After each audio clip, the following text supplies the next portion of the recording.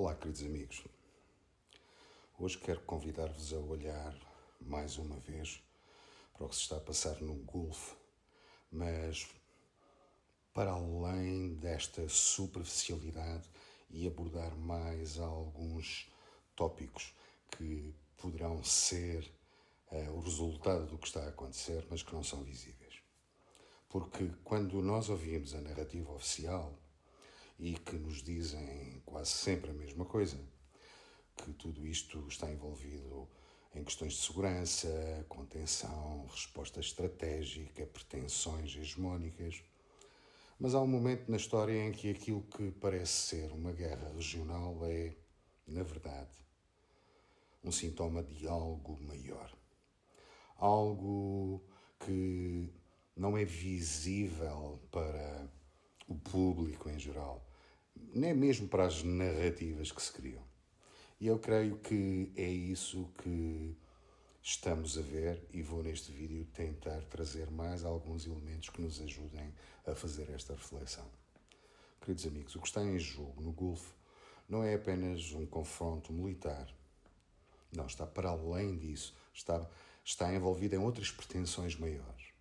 Não é apenas uma crise entre os adversários regionais.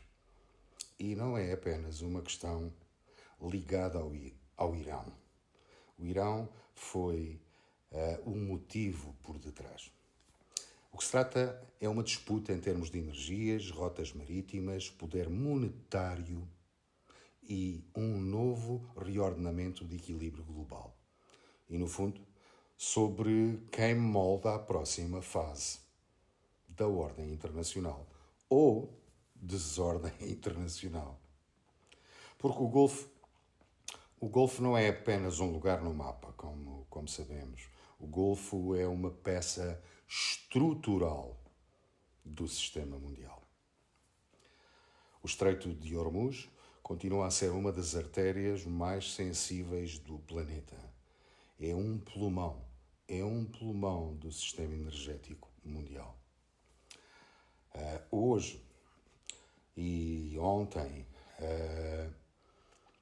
começaram a surgir algumas narrativas de que a crise já deixou milhares de marítimos retidos naquele local do planeta.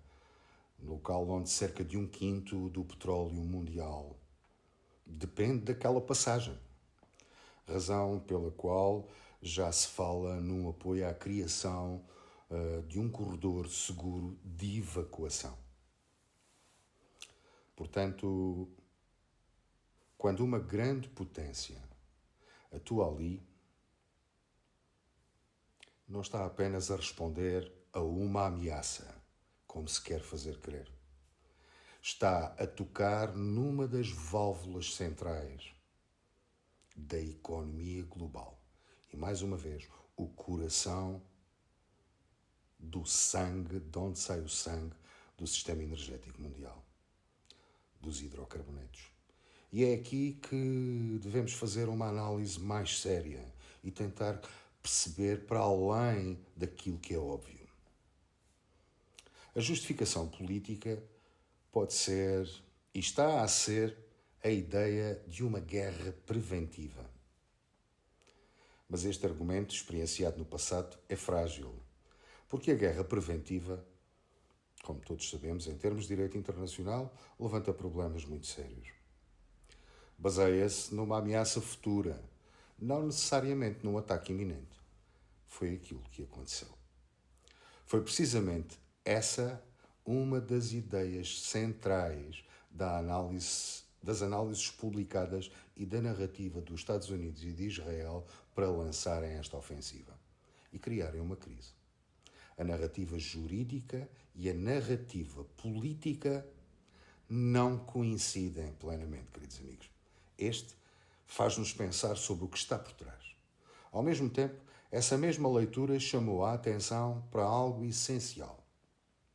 O Irão é, sim, uma peça central por causa das suas capacidades militares, dos mísseis balísticos, dos drones e do receio de uma capacidade nuclear futura. Ainda hoje, passado 3 semanas, não se tem domínio sobre os 400 quilos de urânio. Isto não esgota a explicação. Queridos amigos, há também uma intenção mais ampla.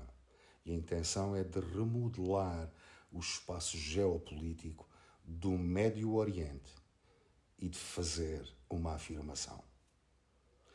E quando se fala em remodelar o Médio Oriente, convém traduzir isso para uma linguagem clara.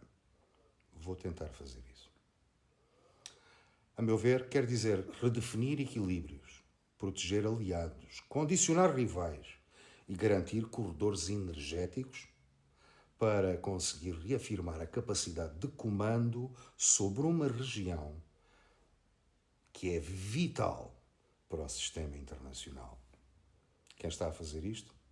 Os Estados Unidos da América e Israel.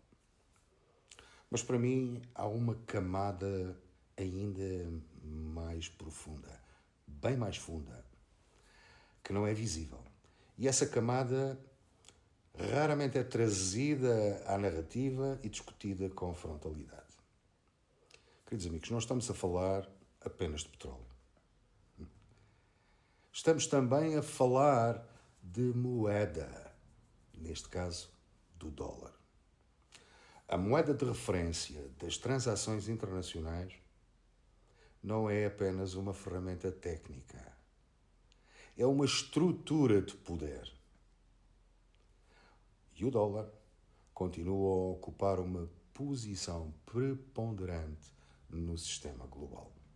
Mas os riscos disso poder vir a deixar de acontecer estão a acontecer. Daí esta ação preventiva.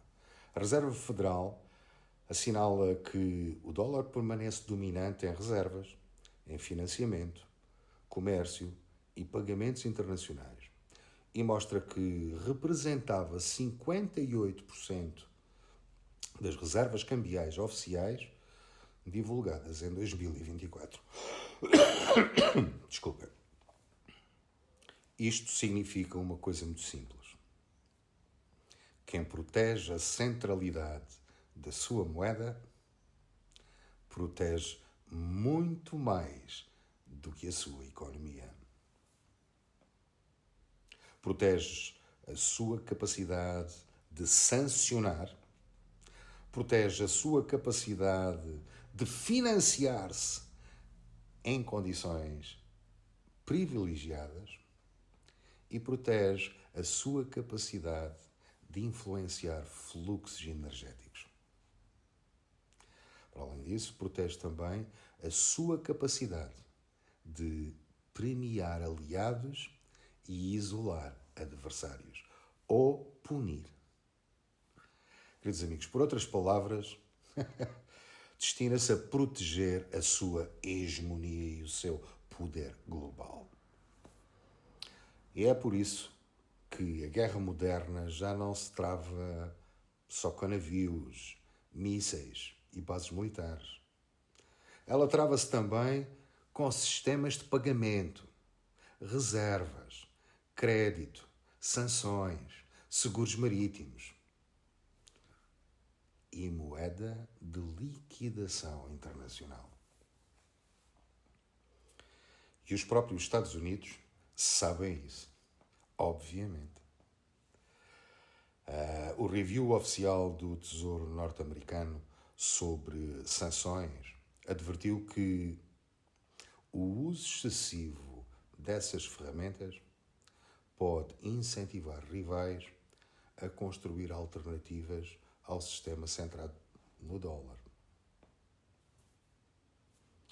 Notem, e é exatamente aqui que entra um novo ator global, a China.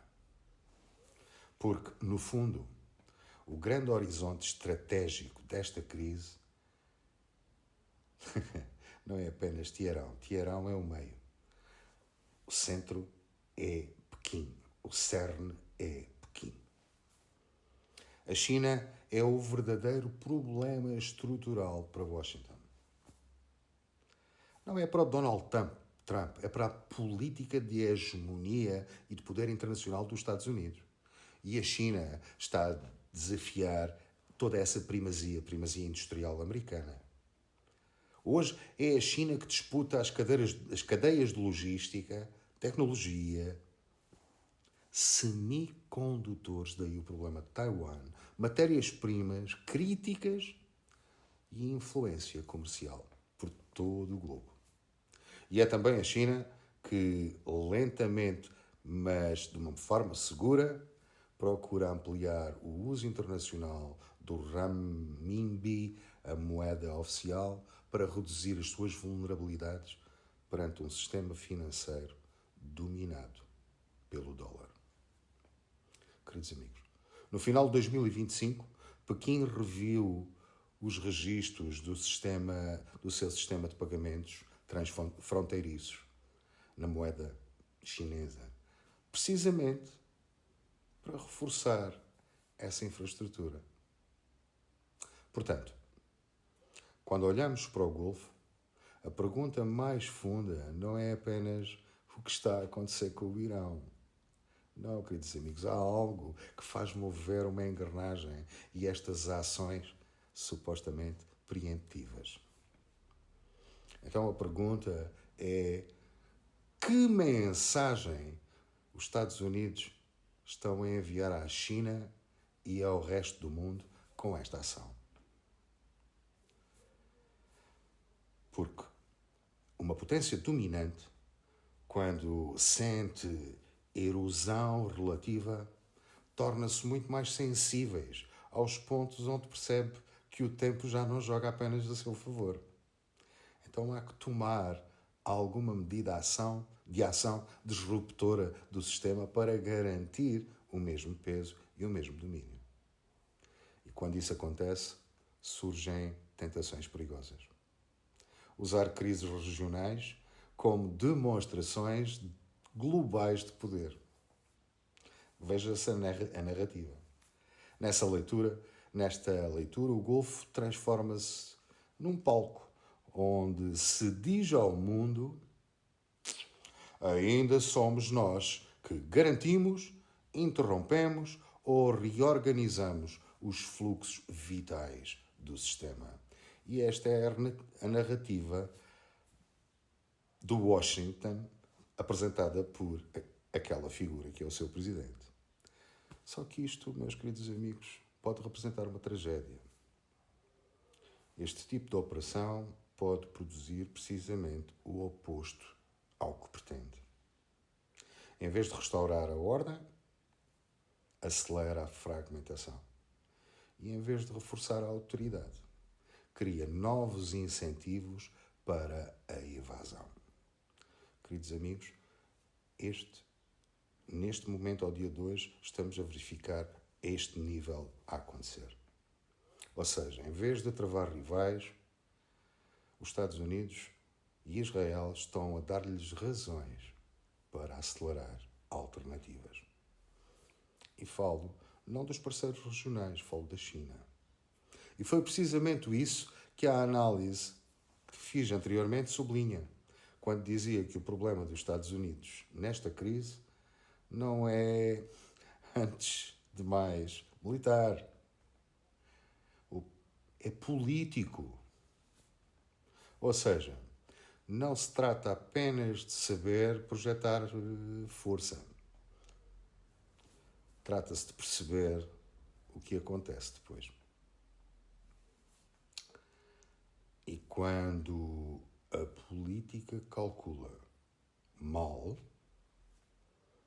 o custo torna-se sistémico, principalmente políticas empreendidas na forma de guerras preventivas pela potência hegemónica.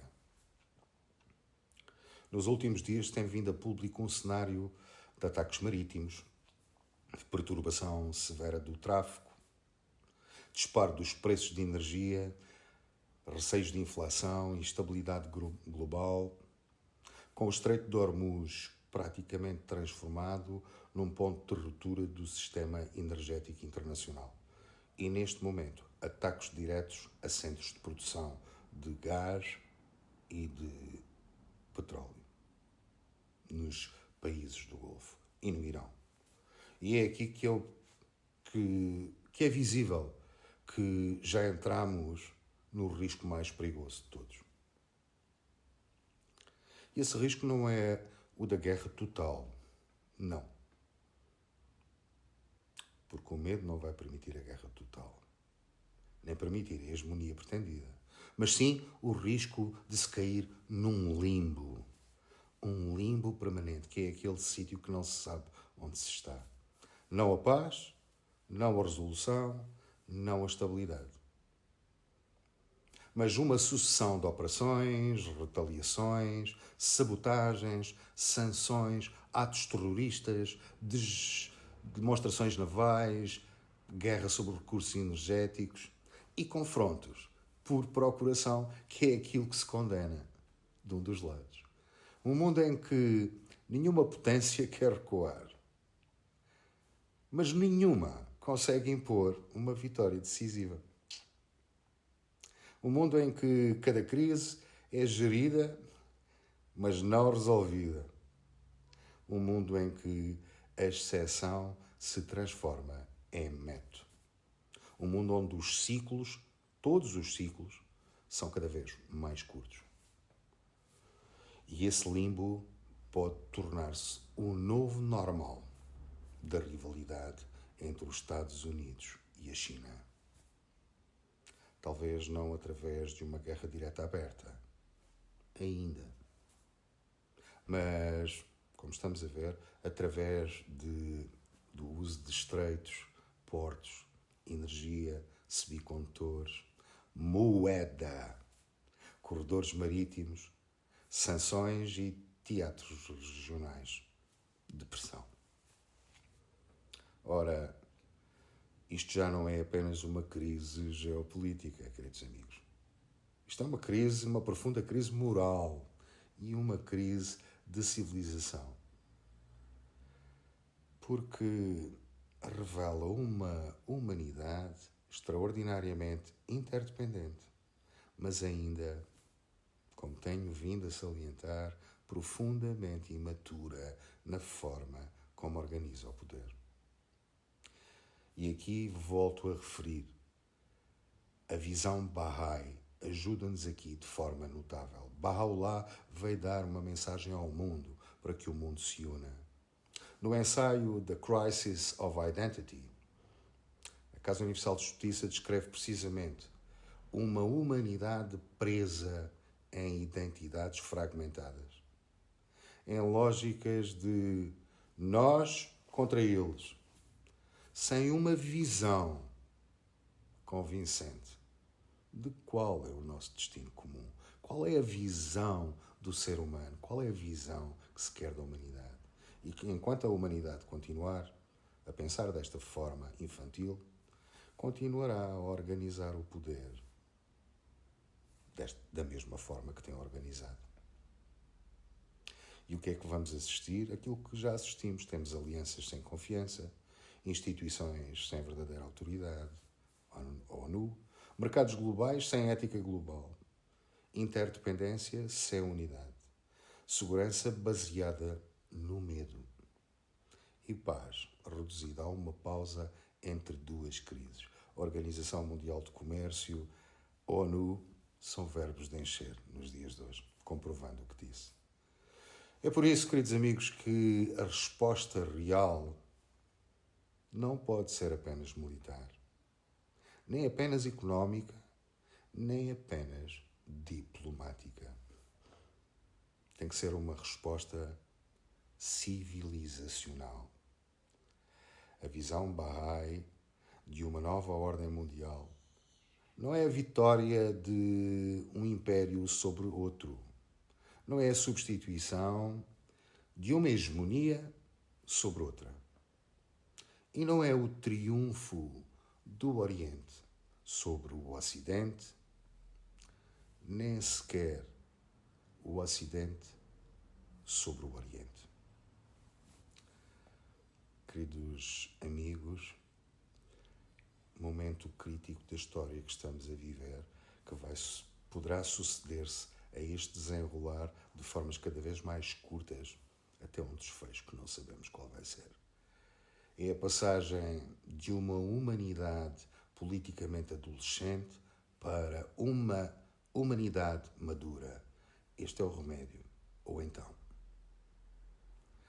uma humanidade capaz de reconhecer que a segurança já não pode ser apenas nacional, que a paz já não pode depender apenas do equilíbrio do mundo, que a estabilidade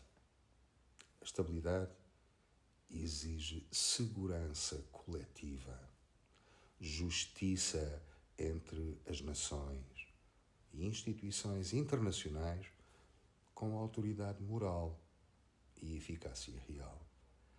Até uma altura, depois da Segunda Guerra, caminhou-se para isso. A partir do início do século, tem-se vindo a destruir isso. Na mensagem da Promise of the World Peace, Casa Universal de Justiça, afirma que uma nova ordem social só pode ser construída quando os povos se veem como membros de uma só família humana. E na literatura Bahá'í sobre segurança coletiva, aí insiste-se que a agressão, qualquer tipo de agressão entre países, tem de encontrar uma resposta concertada da comunidade das nações. Não para impor dominação, mas para preservar justiça e paz. Esta é a única forma de conseguir alcançarmos uma paz verdadeira. E aqui está, para mim, o ponto decisivo. Queridos amigos, a técnica já existe. Os meios já existem. E a interdependência é presente. Inclusive é presente e existe uma capacidade de coordenação. O que falta é maturidade moral. O que falta é coragem política. E o que falta é visão espiritual da humanidade como um todo, como uma só família. Por isso, eu diria assim, de forma muito clara, o que está acontecendo no Golfo não é apenas uma guerra por território, nem apenas uma guerra por energia, embora as consequências sejam já evidentes e estão no limiar de se tornarem catastrófica para todos. Nem apenas uma guerra de influência regional. Não, queridos amigos. Esta guerra é também uma guerra sobre quem moldará a próxima ordem internacional. E se essa ordem continuar a ser pensada apenas em termos de supremacia, moeda armada, contenção, medo e capacidade de estrangulamento sistémico, então o futuro será esse limbo que vos falei há pouco, mas tornar-se num limbo perpétuo de intervenções e retaliações. Mas se porventura esta crise servir para a humanidade acordar, para os líderes acordarem, para as consciências acordarem, e se os líderes tiverem coragem de colocar a justiça acima do interesse, da hegemonia, se os povos reconhecerem que pertencem a uma só família humana, então talvez este tempo sombrio possa tornar-se uma transição dolorosa, muito dolorosa, mas necessária, porque para criar algo novo é preciso destruir o antigo, para que emerja uma nova civilização mais digna. Uma civilização em que o poder deixe de ser a arte de impor medo e passe a ser a responsabilidade de proteger a vida.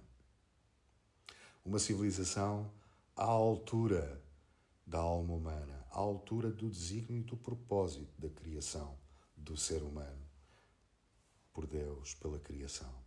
Uma civilização à altura de toda a criação, porque agora é completamente indigna.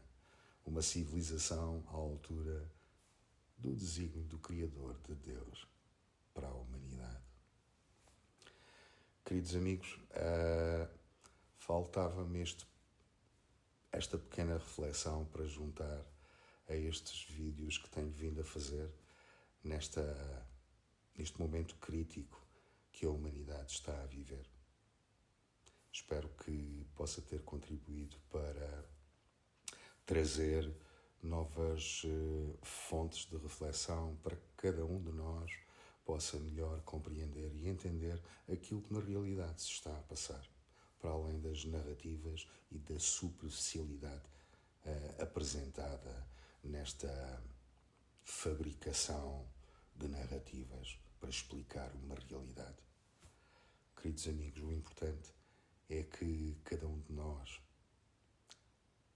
possa transformar-se num ser humano digno, num ser humano nobre, num ser humano virado para o serviço, num ser humano capaz de ler a realidade e usá-la com justiça, com verdade e, no fundo, contribuir para a melhoria do mundo através de ações puras e boas e de uma conduta louvável e digna.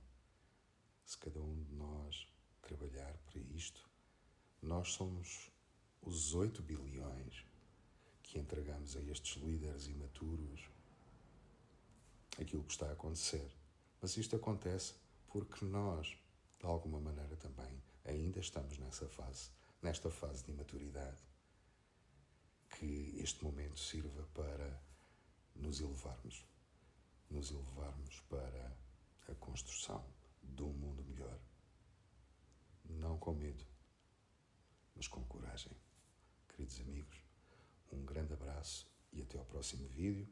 E se gostaram do vídeo, partilhem para que mais pessoas possam ver e tentar sair um pouco destas narrativas que apenas visam dividir. Mais uma vez, um grande abraço, despeço-me com amizade. Até ao próximo vídeo.